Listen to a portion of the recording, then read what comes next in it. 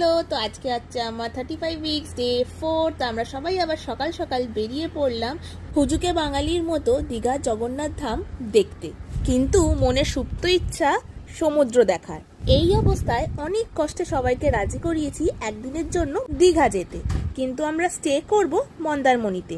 কোলাঘাটে দাঁড়িয়ে ব্রেকফাস্ট সেরে হুশ করে পৌঁছে গেলাম একদম মন্দারমণি বিচে।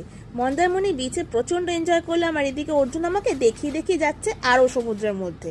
আমি কিন্তু যাইনি। তারপরে দুপুরে সবাই মিলে লাঞ্চ সেরে একটুখানি বসে হোটেলে আড্ডা দিয়ে বিকেল বিকেল হতেই চলে গেলাম ওল্ড দীঘাতে।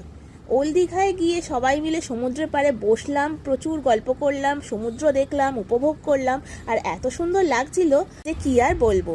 আর সন্ধেবেলায় করে নিলাম একটুখানি কেনাকাটা, আর কেনাকাটা করলেই কি শুধু হয়, তার সাথে খেয়ে নিলাম একটুখানি পাপড়ি চাট। খাওয়া দাওয়াটা তো ম্যান্ডেটারি। তারপর আবার 8:30টার মধ্যে হোটেলে ফিরে চলে এলাম পুলে। দেখতেই পাচ্ছ আমি পা ডুবিয়ে বসে আছি, আর একজনকে দেখো খুব মজা করছে। আর আমিও ভেবে নিয়েছি পরের বার 3জন একসাথে এসে কিন্তু এইরকম পুলে আমিও স্নান করব।